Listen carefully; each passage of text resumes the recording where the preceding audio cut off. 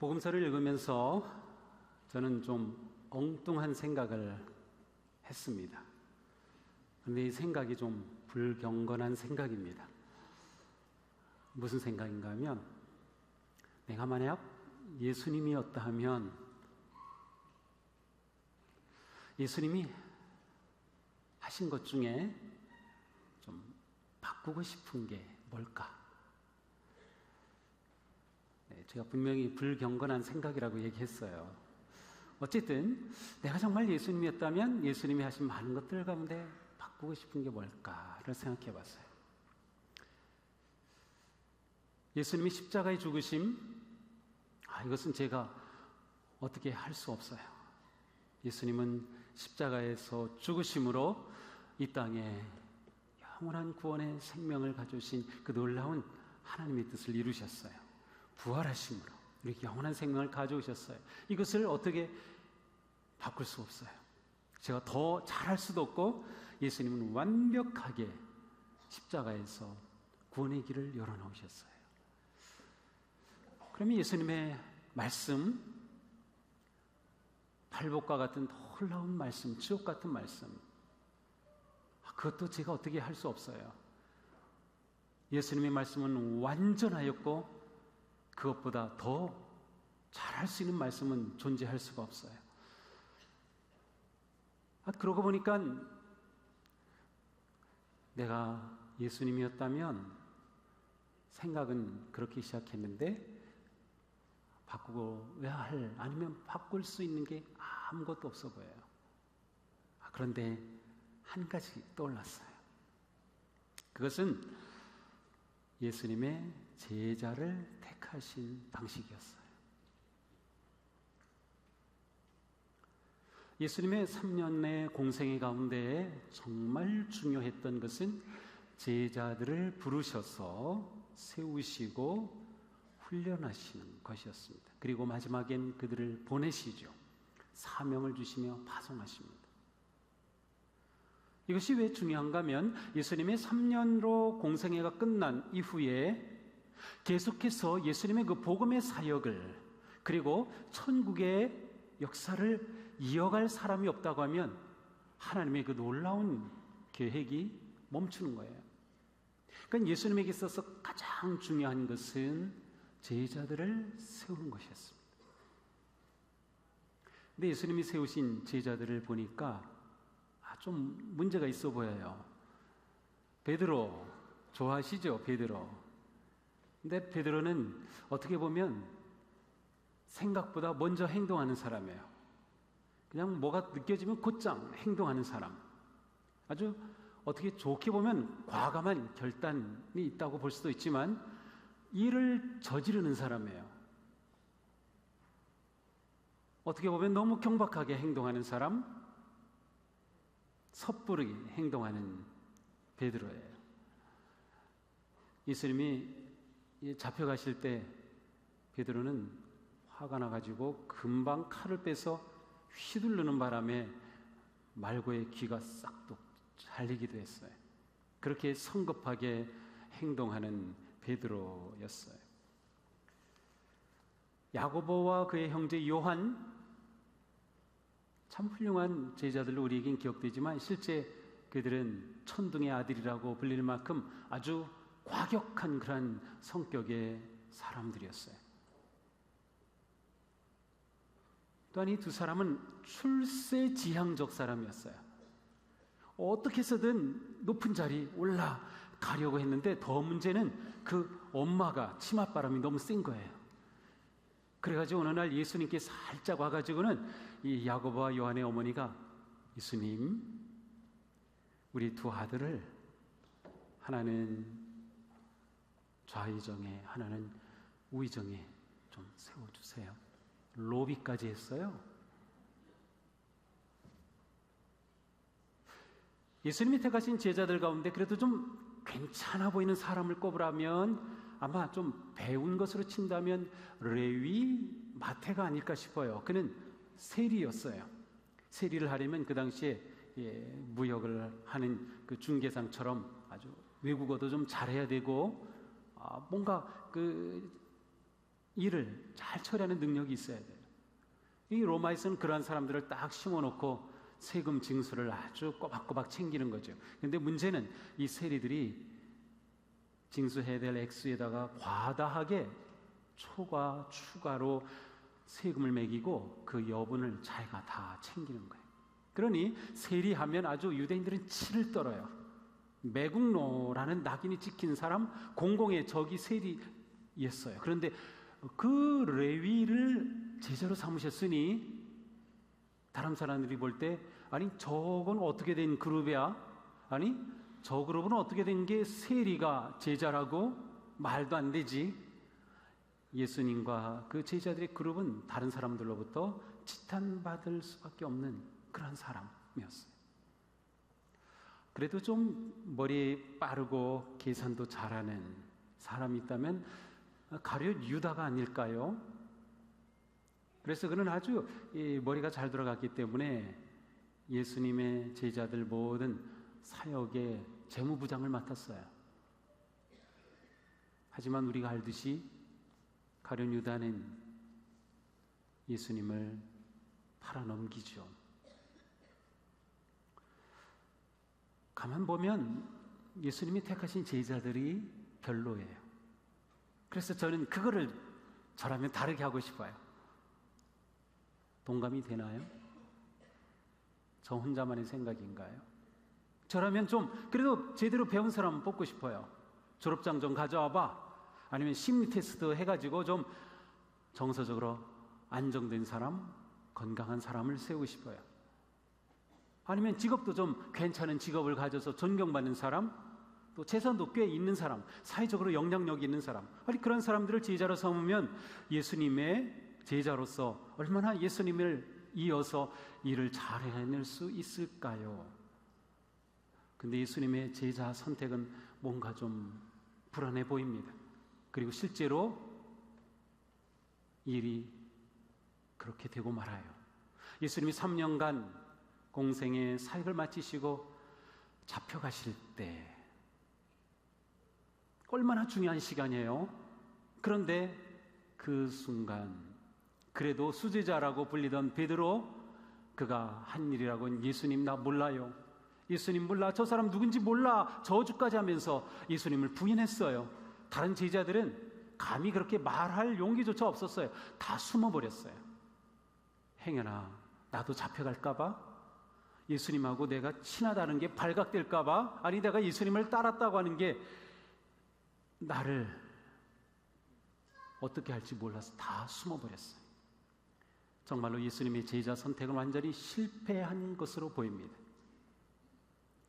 아마 사람들이 그렇게 봤을 것 같아요. 아, 이거 저 예수라는 자 메시아라고 하더니 구세주라고 하더니 결국 적골이 되는구나. 저거 봐, 제자라고 세웠던 사람들 다 도망갔어. 어디 갔어?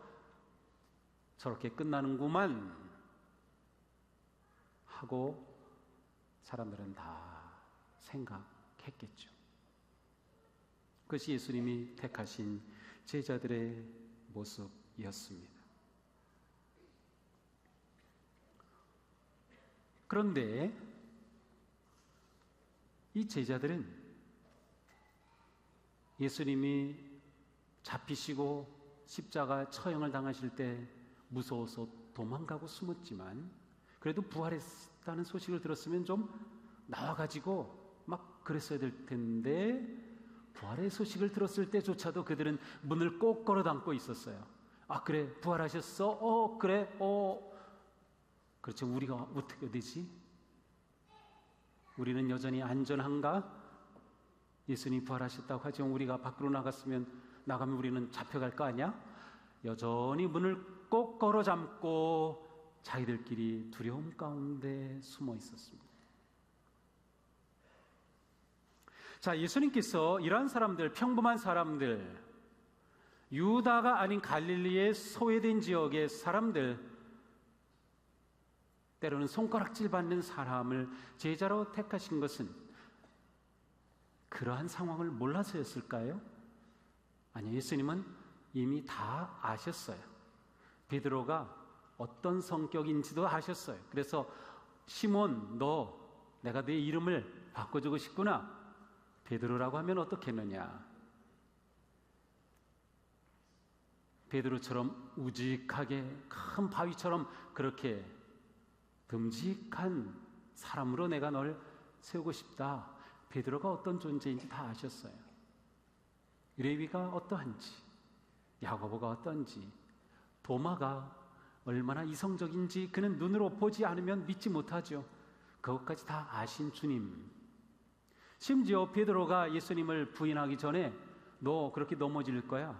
그러니 깨어 기도해 라고까지 가르쳐 주셨으니까 예수님은 사실 이 제자들이 다 어떤 존재들인지 이미 다 알고 계셨고, 그들이 약하다는 것, 부족하다는 것, 어떤 점으로도 세상적으로 내놓을 만한 게 없다는 것 다 아셨어요.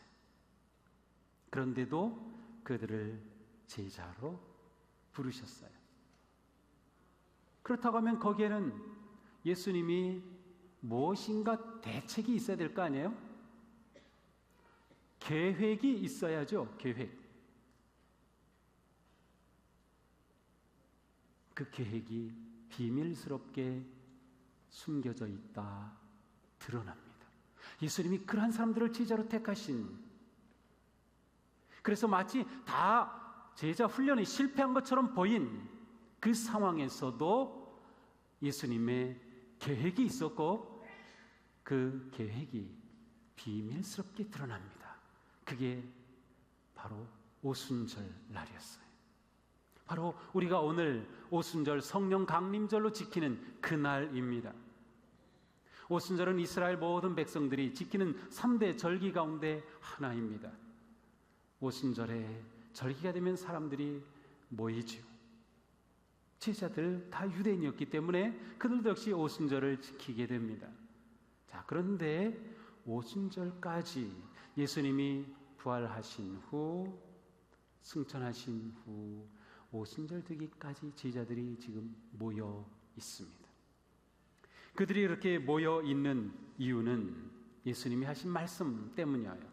누가복음 24장 48절 이하에 말씀합니다. 너희는 이 모든 일의 증인이라 볼지어다 내가 내 아버지께서 약속하신 것을 너희에게 보내리니.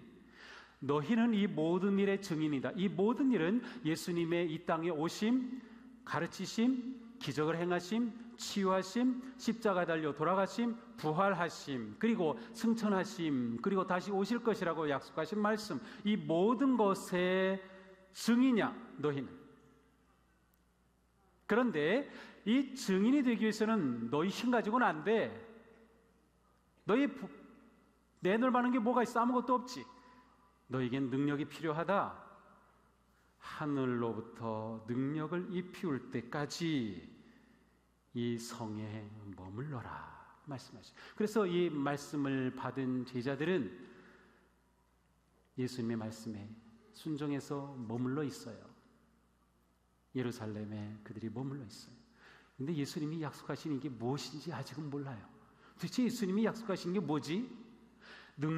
하늘로부터 능력을 입힌다? 도대체 그게 무슨 의미지? 그들은 몰랐지만 예수님이 머물러 있으라고 하셨기 때문에 그들은 머물러 있었어요. 그리고 기다리는 거죠.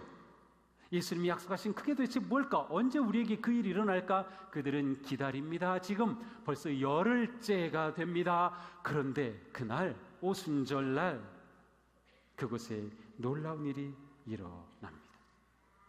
하늘로부터 능력을 입히울 것이라고 약속하셨던 그 놀라운 역사가 일어난 현장이 바로 오순절 강림 사건이에요. 성령 강림. 그리고 그 일로부터 교회가 시작이 되었고 교회의 생일이 되었고 우리는 오늘 그 성령 강림절을 지키며 주님을 예배하고 있어요.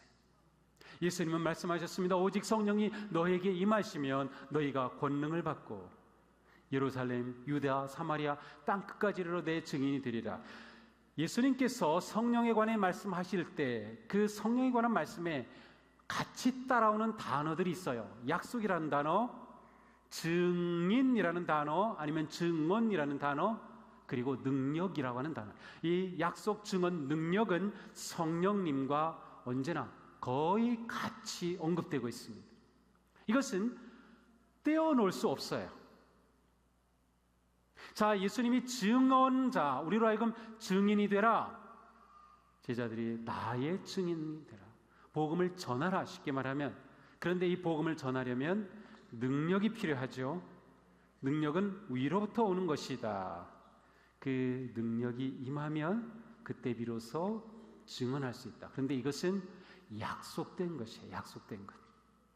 하나님이 신실하시다라고 말할 때 그 하나님의 신실하심의 가장 중요한 의미는 바로 하나님은 약속하신 대로 이루신다는 뜻이에요. 그래서 우리가 말씀을 읽고 말씀을 묵상하고 말씀을 붙잡아야 되는 아주 중요한 이유는 말씀을 통해 하나님은 계속해서 우리에게 놀라운 약속을 주시기 때문에 우리는 그 약속을 신뢰할 수 있고 믿을 수 있고 그 약속을 이루어 주시는 하나님을 바라볼 수 있어요. 하나님은 신실하시기 때문에. 예수님께서 머물러 있으라고 할 때 제자들은 이것을 붙잡고 있었어요. 약속하신 것, 그리고 위로부터 능력을 입히운다. 그래, 그 능력, 그리고 우리를 보내셨는데 그 증인된 삶을 우리가 어떻게 살아내지? 이 세 가지가 그들에게는 같이 있었어요.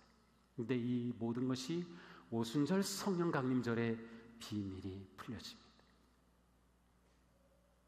제자들이 궁금해했던, 알 수 없었던 예수님의 이 말씀의 의미가 그들에게 놀랍게 경험됩니다. 이날 그들이 성령 강림의 놀라운 능력을 경험할 때 성경은 이렇게 기록합니다. 호련히 하늘로부터 급하고 강한 바람 같은 소리가 있어 그들이 앉은 온 집에 가득하며 불의 혀처럼 갈라지는 것들이 그들에게 보여 각 사람 위에 하나씩 임하여 있더니 그들이 다 성령의 충만함을 받고 성령이 말하게 하심을 따라 다른 언어들로 말하기 시작하니라. 성령이 임하시는데 소리가 들렸어요. 그리고 시각적으로 불의 혀 같은 것이 내렸어요. 이 불 같은 성령이 임하심인데 이 불은 하나님의 임재하심을 가장 잘 드러내는 것 중에 하나예요. 불, 구름, 소리, 지진, 진동. 하나님께서 임하신 거죠. 성령 강림. 하나님께서 임하신. 성령 충만하심이 그날 임하자 그들에게 있던 이 모든 것들이 일순간에 다 풀어지게 됩니다. 성령 강림으로 인해서 그들에게 나타난 것은 그곳에 모였던 모든 제자들의 변화된 것입니다. 제자들이 변화되었어요. 성령이 오시니, 성령이 임하시니 성령님이 그들을 다른 존재로 변화시켰어요. 딴 사람이 된 겁니다. 성령 강림 이전과 이후로 바뀌어진 거예요. 우리 그리스도인의 삶은 이전과 이후가 분명할 때 진정한 그리스도인의 삶이라고 말할 수 있어요. 내가 예수 믿기 전과 예수님 믿은 이후가 달라지는 거예요. 우리가 예수님을 믿을 때 우리의 신학 그리고 신앙에는 우리가 예수님을 진정으로 믿고 영접하면 성령님이 내 안에 함께 하셔요. 예수님을 진정으로 내가 믿을 때, 그러니까 예수님을 믿기 이전과 이후가 다르다는 것은 내가 성령님이 내 안에 오시기 전과 이후가 다른 것이에요. 성령 강림 이전과 이후가 달라진 것처럼 제자들이 달라졌어요. 어떻게 변화되었을까요? 무엇보다 제자들은 능력의 사람이 되었어요. 그들이 성령 충만함으로 성령의 사람이 되었을 때 성령의 사람은 능력의 사람이 된 거예요. 정말 이들이 능력의 사람인가요? 아니요, 예전엔 안 그랬어요. 예전에 이들은 비겁했어요. 예전에 이들은 무지했어요. 예전에 이들은 예수님이 그렇게 예고하시고 가르쳐 주시지만 그 말씀의 뜻을 깨닫지도 못했어요. 그들은 약했어요. 그들은 숨었어요. 그런데 성령이 임하자 그들의 존재가 바뀌었어요. 능력의 사람으로 바뀐 거죠. 능력의 사람. 능력은 무엇인가를 이루어가는 힘입니다. 무엇인가를 해낼 수 있는 힘이에요. 하나님께서 성령 강림을 통해 제자들에게 능력을 주신 것은 그 능력을 통해 예수님이 그들에게 주신 사명을 이루어가는 겁니다. 나의 증인이 되어라 라고 하신 사명을 이루어가는 것, 그 힘이 그들에게 생겨났다는 것이에요. 그들은 이제 능력의 사람이 되었기 때문에 이전과는 다르게 행동을 하게 됩니다. 그들은 나가서 말씀을 선포합니다. 말씀을 선포하는데 얼마나 놀랍게 말씀을 선포하는지 사람들이 깜짝 놀랍니다. 아니, 베드로가 무식쟁인 줄 알았는데 언제부터 저렇게 말을 잘했어? 아니, 베드로가 말씀을 전한다고? 이 말씀을 전한다는 것은 그 당시 사람들에게는 랍비라고 하는 그런 의미가 담겨져 있어. 베드로가 랍비야? 라는 그러한 말이죠. 깜짝 놀랐죠. 치유의 역사가 일어나죠. 기적이 일어나죠. 놀라운 능력이 제자들을 통해서 나타나기 시작합니다. 사도행전 3장에 가서 보면 베드로와 요한이 성전 비문에 앉아있던 걷지 못하는 안진뱅이를 일으키는 역사가 나타납니다. 아니, 어떻게 그런 일이 일어납니까? 성령의 사람이 되니 능력이 나타나는 거예요. 능력이. 그들이 능력의 사람이 된 것이죠. 사도행전 3장 12절에 이렇게 말합니다. 이스라엘 사람들아, 이 일을 왜 기이히 여기느냐? 그 기적을 보자 사람들이 야, 저거 놀랍다. 왜 기이히 여기느냐? 우리 개인의 권능과 경건으로 이 사람을 걷게 한 것처럼 왜 우리를 주목하느냐? 우리에게 무슨 개인적인, 인간적인 능력과 힘이 있어서 이렇게 기적이 일어난 것처럼 왜 기이히 여기느냐? 우리에게 오신 성령님의 능력, 하늘의 능력을 힘입음으로 일어난 거예요. 베드로는 이 사실을 분명하게 고백합니다. 그들의 모습은 겉모습 그대로였습니다. 평범한 사람들이었어요. 그러나 그들은 변화되었고 변화된 그들은 능력의 사람이었습니다. 능력의 사람 하면 우리는 뭔가 크고 대단한 것을 행하는 것만 생각하지만 그렇지 않습니다. 우리가 성령 충만한 능력의 사람이 된다고 하는 것은 어떠한 능력이 포함이 될까요? 겸손의 능력입니다. 섬김의 능력입니다. 나눔의 능력입니다.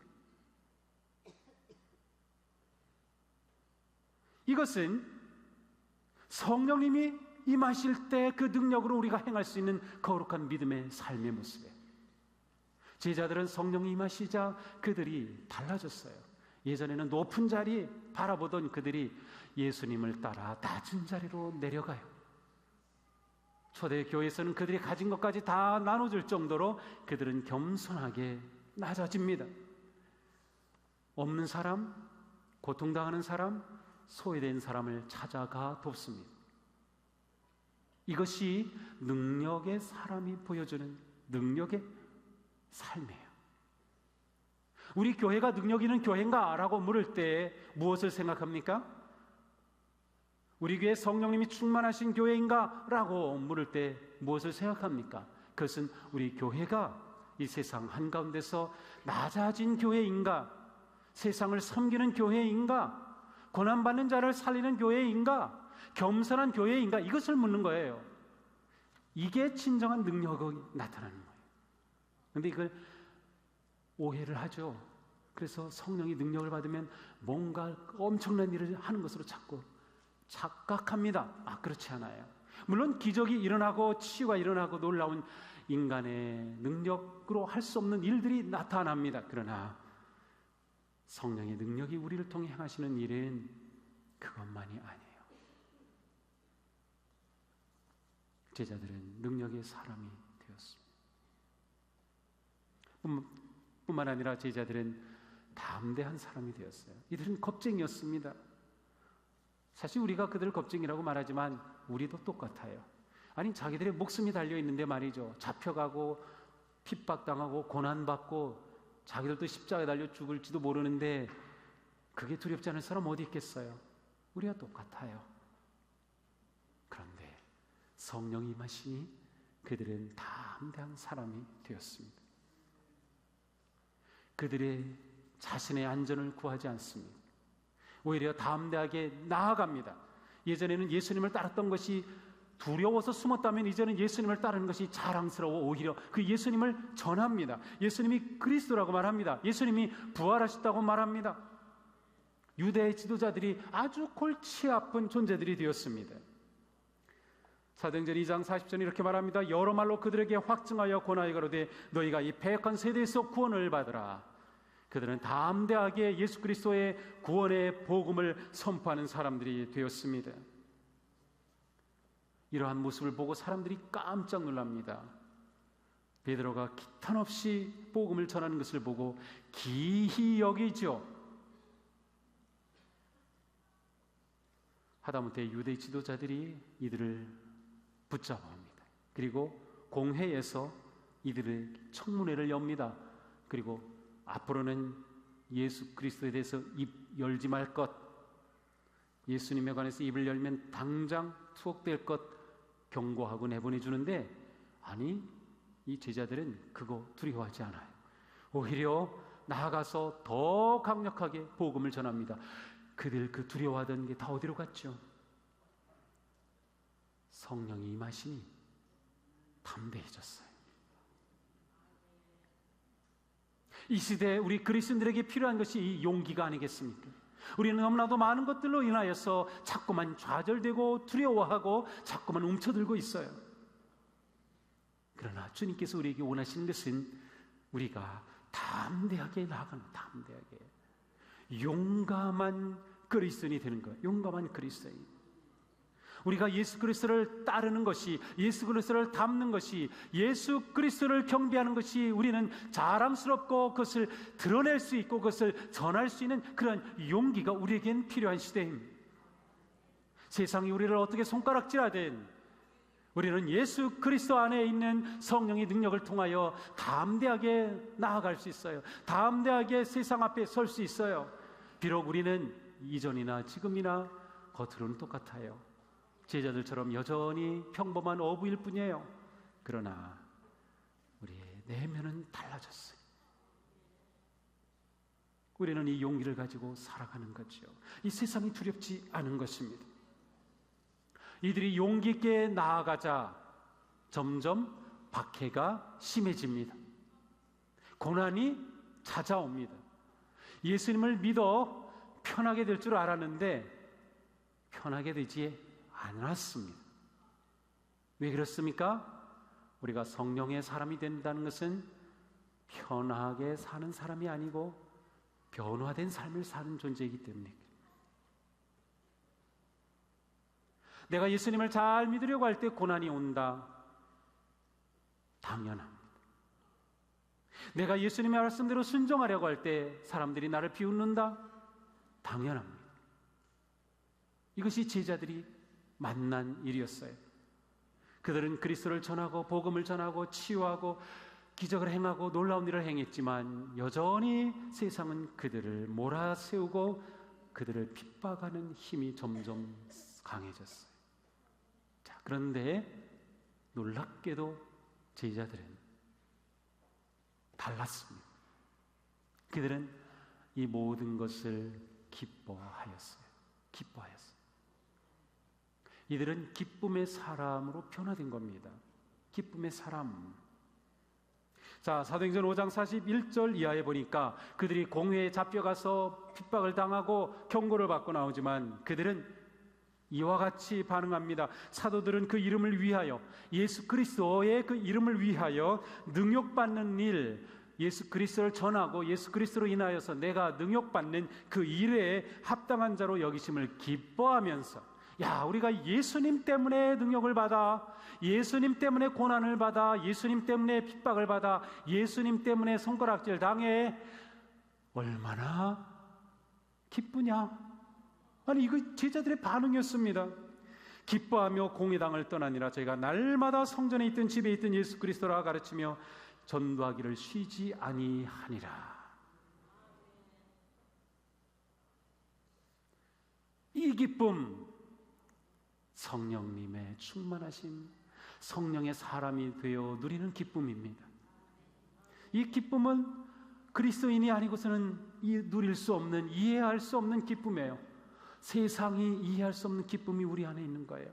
세상이 알 수 없는 기쁨이 우리 안에 있는 거예요. 김 집사, 너 그 꼴 당하고서도 뭐가 기뻐? 박 권사, 그 꼴 당하고 뭐가 기뻐? 세상은 그렇게 말합니다. 그러나 성령의 사람은 기뻐요. 왜? 예수님 때문에 내가 영원한 생명을 얻었고, 예수님께서 나를 사랑하셔서 보혜사 성령님을 내게 보내주시고 성령님이 나와 함께 하시고, 그리고 하나님은 나에게 영원한 생명과 천국을 약속해 주시었고, 그리고 나는 그 천국을 누릴 것을 확신하기 때문에 어떤 일을 당해도 기쁜 것. 이것이 성령의 사람이 된 제자들의 변화된 모습이었어요. 그러므로 성령 충만한가를 알고 싶으면 기쁜가 물어보면 됩니다. 성령 충만하면 기뻐요. 우리 교회에 성령이 충만하면 우리는 기쁜 교회가 되는 거예요. 우리 교회 처음 오는 분들이 있다. 그래서 우리를 볼 때, 야, 저 사람들 왜 저렇게 기뻐? 왜 저렇게 행복해? 그래야 그게 진짜예요. 왜 이렇게 심각하지? 왜 저렇게 굳어있지? 어느 교회든 가면은 그 분위기가 있잖아요. 정말 행복하고 기쁨이 있는가 하면 어느 교회는 잠잠하고 뭔가에 꽉 눌린 것처럼 답답한 교회 됐어요. 우리는 어떤 교회인가요? 한번 옆집 아주머니 초청해서 한번 데려와봐요. 우리 목사님이 그러는데 우리 교회가 어떤 교회인지 알고 싶으시대. 네, 방법은 우리 교회에 안 나오는 사람 누군가 와서 그냥 하루 같이 앉아 있어 보고 어떻게 느꼈는지 물어보는 거래. 그러니까 한번 와봐. 같이 한번 예배를 드린 다음에 뭐라고 할까요?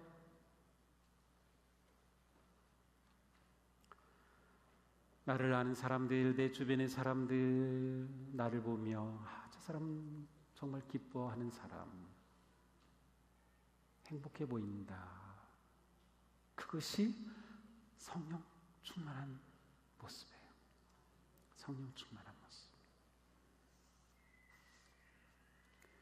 베드로는 이 기쁨의 삶을 곳곳에서 고백합니다.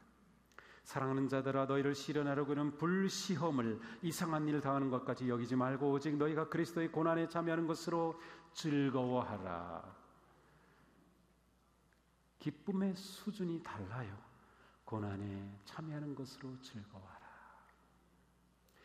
이들이 이렇게 즐거워할 수 있었던 것은 성령 충만했기 때문인데, 성령 충만함이 왜 기쁨을 가져오는가? 그것은 그들이 믿고 따르는 예수 그리스도에 대한 확신 때문입니다. 예수님은 요한복음 16장 33절에서 분명히 말씀하셨습니다. 세상에서는 너희가 시련을 당하나, 너희는 세상에서 시련을 당하지. 하지만 담대해. 왜? 내가 세상을 이겼다.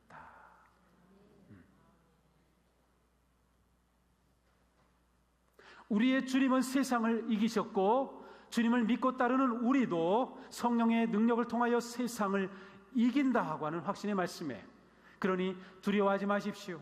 염려하지 마십시오. 숨어들지 마십시오. 우리에게는 성령님이 계시고 우리를 인도하신 주님은 우리를 위하여 승리의 삶을 약속해 주셨습니다. 우리는 승리의 삶을 나아갈 수 있습니다. 세상에서 우리 환난 당합니다. 세상에서 우리 역경 만납니다. 세상에서 우리 실패합니다. 그러나 두려워하지 마십시오. 예수님께서 승리하셨기 때문입니다. 성령님이 우리와 함께 하시며 우리는 성령님의 능력으로 살아가는 존재들이기 때문입니다. 우리는 성령님의 사람들이에요. 성령님의 사람들. 그러므로 처음 제자들이 형편없었던 것처럼 우리의 모습이 그러해도 우리는 낙심하지 않아요. 내 이래가지고 어떻게 사역을 하지? 내 이런데 어떻게 목사님 나한테 일을 시켜요? 저 일 안 돼요. 아니에요. 내 힘으로 하려면 불가능하죠. 그러나 성령님을 의지하면 우리는 넉넉히 감당할 수 있습니다. 그것이 우리가 살아가는 비밀입니다. 그러므로 예수님은 제자를 선택하셨고 그 선택은 완벽하셨고 그 선택은 성공하셨어요. 그 선택이 아니었다면 오늘 이곳에 이렇게 예수님을 예배하는 우리들이 있을 수 있었을까요? 우리가 그 증인인 셈입니다. 그리고 우리는 그 제자들이 뒤를 따라서 우리도 그 길을 걷는 것입니다. 사랑하는 성도 여러분, 오늘 성령 강림절에 우리 가운데 성령님을 향한 뜨거운 갈망이 있기를 원합니다. 오늘 오후 예배 오순절 부흥회를 합니다. 부흥회 참 오랜만에 들어요. 우리 부흥회란 말 요즘은 별로 안 쓰죠. 우리 교회에서도 말씀 축제 무슨 뭐 그런 식으로 썼는데 그냥 부흥회. 그래서 아주 무식하게 옛날처럼 부흥회를 하려고 그래요. 성령 충만함을 위해서 말이죠. 우리 안에 성령님을 향한 열망이, 그리고 성령님 정말 그런 분이시라면 제게 성령님이 정말 필요하네요. 제가 성령님 알기를 원하고 성령님 제게 충만하게 있기를 원합니다. 성령님 모시옵소서. 성령님 저를 다스리시옵소서. 제가 성령님 만나게 하옵소서. 간절함으로 나갈 때 우리 모두 성령 충만한 거룩하고 능력 있고 담대한 승리하는 성도들이 되기를 주님의 이름으로 축복합니다. 기도하겠습니다.